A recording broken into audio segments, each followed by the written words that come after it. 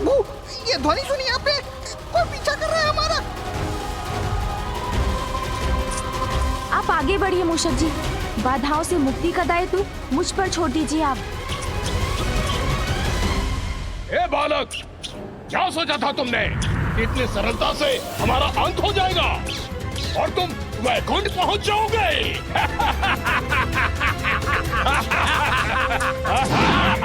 ये तो पुनः आ गए प्रभु। मृत्यु के बाद पुनः जीवित हुए हैं हम। काल भी हमारा कुछ नहीं बिगाड़ सकता। तो तुम कैसे करोगे हमारा सामना?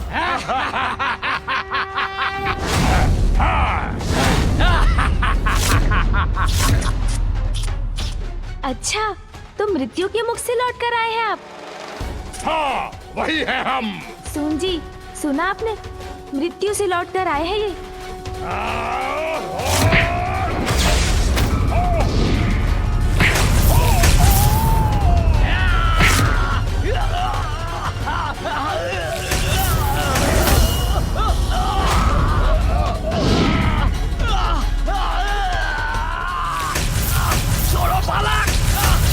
तो जहाँ से आप आए हैं वही लौटाना होगा मुझे।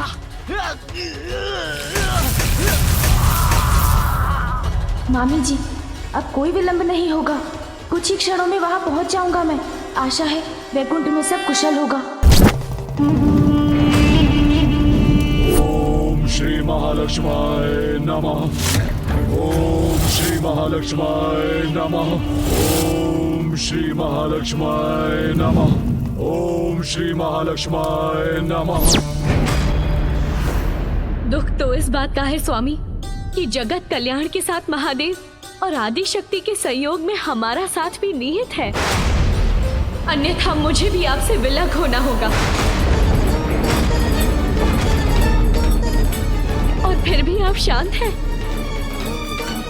किंतु यदि यही आपका निर्णय है तो देवी पार्वती के समान मैं भी आपसे दूर चली जाऊंगी। मैं भी आपसे दूर चली जाऊंगी। मैं भी आपसे दूर चली। मूषक जी, गति बढ़ाइए।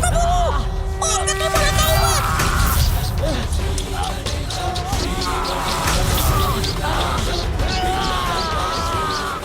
मैंने कहा था ना, क्रीड़ा का समय नहीं है मेरे पास, किंतु आपने सुना ही नहीं, तो भुगतिए। देवी पार्वती आदि शक्ति हैं, वो अपनी सुरक्षा स्वयं कर सकती हैं, परंतु आप श्री हैं। आपको आपकी रक्षा के लिए सदैव एक संरक्षक आपके साथ चाहिए। आप मेरे बिना कैसे रह पाएंगी? अब मैं भी प्रमाणित कर दूंगी कि मैं आपके बिना रह सकती हूँ, और मैं तभी लौटूंगी जब देवी पार्वती महादेव के साथ अपना स्थान ग्रहण करेंगी। बहुत हुआ असुर महाशय, अब मैं आपको ऐसे स्थान पर भेजूंगा जहाँ से आप लौट ही नहीं सकेंगे।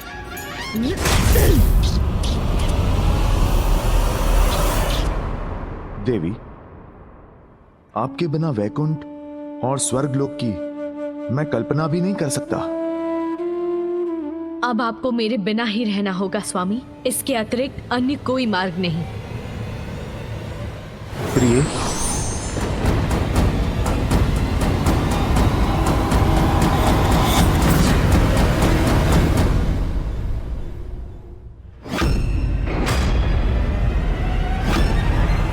मामी जी, मामी जी, मामी जी, प्रणाम मामा जी। मामी जी कहाँ है?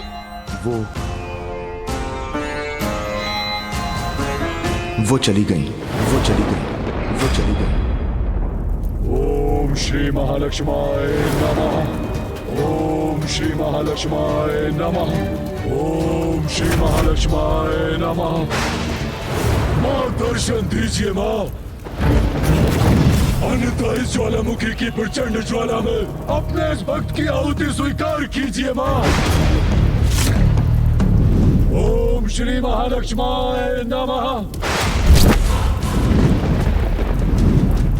ओम श्री महालक्ष्माय नमः।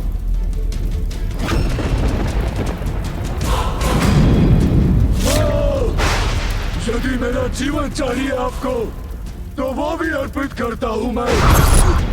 ओम श्री महालक्ष्माय नमः। ओम श्री महालक्ष्माय नमः। पुत्र अंधकासुर,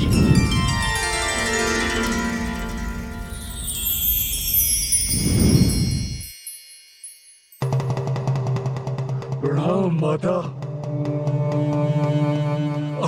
आप आ गई माता। पुत्र ये क्या कर रहे थे तुम? अपनी ही आहुति देने जा रहे थे? भक्त हूँ आपका माँ, आपके ही दिखाए मार्ग पर चल रहा हूँ माँ। आपने भी तो महादेव को प्रसन्न करने के लिए अपने अंग की आहुति दी थी माँ, जिससे बेलपुत्र का जन्म हुआ था माँ। उचित है पुत्र, मांगो क्या वरदान चाहते हो तुम? मांगूंगा माता, अवश्य मांगूंगा, किंतु सर्वप्रथम वचन दीजिए मुझे माँ। आपको मेरा अनुरोध स्वीकार करना ही होगा माँ। मैं वचन देती हूँ पुत्र अंधकासुर। माता है आप, इसीलिए मेरे भवन में, मेरे पूजा स्थल पर स्थित सदैव मेरे निकट रहेंगी आप माँ। जब तक मैं न कहूँ आप मुझे छोड़ के कहीं नहीं जाएंगी माता। वचन दीजिए मुझे। पुत्र अंधकासुर, स्वामी श्री हरि से दूर वैकुंठ को त्याग कर मैं पाताल में कैसे वास कर सकती हूँ? वचन दिया है आपने मुझे माँ, वचन दिया है माँ। पुत्र वैकुंठ को त्याग कर स्वामी श्री हरि नारायण से दूर रहना मेरे लिए अनुचित है। मैं तुम्हारे तप से प्रसन्न हूँ और तुम्हें वरदान देने के लिए प्रस्तुत हूँ। वैकुंठ को छोड़ने के सिवाय तुम्हारी जो भी इच्छा है तुम मांग लो, मैं अवश्य पूर्ण करूँगी। दुविधा छोड़िए माँ, मैं आपका ध्यान रखूंगा माँ। मैं अंधकासुर, माँ के समान सम्मान दूंगा आपको माँ। आप बस मुझे वचन दीजिए माँ कि आप यहाँ रहेंगी। मुझे अपने निकट रखने के लिए कठोर नियमों का पालन करना अनिवार्य है पुत्र। करूंगा माँ। जहाँ उन नियमों का उल्लंघन होता है वहाँ मेरा वास नहीं होता। मेरा स्थान सदैव स्वच्छ रहना चाहिए। मदिरापान, मांसाहार मुझे रुष्ट करते हैं। मेरा भोग निर्मल होना चाहिए। मेरे समक्ष सदैव एक अखंड ज्योति प्रज्वलित रहनी चाहिए। यदि मुझे रखने में अशौच हुआ तो मैं उसी क्षण लौट जाऊंगी। माता मेरा विश्वास कीजिए माता, मेरे भवन में आपको तनिक भी कठिनाई नहीं होगी माँ। मैं सभी नियमों का पालन करूंगा माँ। आपको कहीं जाने का कोई कारण नहीं दूंगा माँ। सावधानी से स्वच्छता का ध्यान रखूंगा माँ। आप बस मुझे वचन दीजिए माँ। तथास्तु, तथास्तु, तथास्तु। धन्यवाद माता।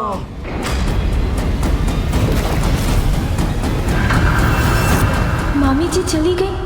सचेत हो जाओ पुत्र, देवासुर संग्राम छिड़ने वाला है। अहंकार यदि बढ़ जाए तो शक्ति और श्री दोनों मिट जाते हैं। शक्ति के बाद अब श्री भी दूर होने वाली है।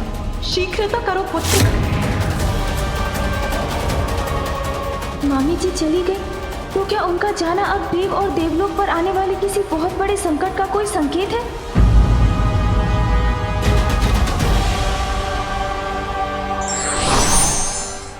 हट किसी भी प्रकार का हो, उसका परिणाम अहितकर ही होता है।